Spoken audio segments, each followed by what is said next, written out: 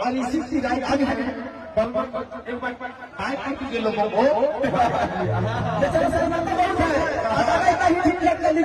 क्या बता हम लोग है ना कि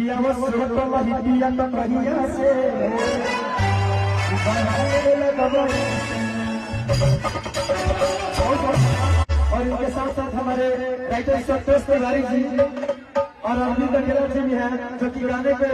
लगातार ही कहीं पे भी देने वाले इंसान हैं। अरे खुश रहिए भैया और प्रणाम दिल से खुश रहिए। और ये सब जितना वाले खाड़ू है आपके चंपारण आपके बिहार आपके नेपाल के अपने भाई हैं और ऐसे गाना फाड़ू फाड़ जाता है कि पाला में बरस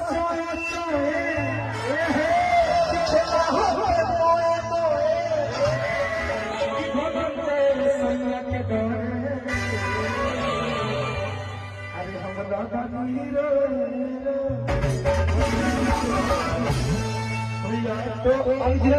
कहीं जा रहा है भैया। हाँ माता का कृपा बना रहे ये आपका जो जोड़ी है मिठू और मैं संतोष तिवारी आपको दी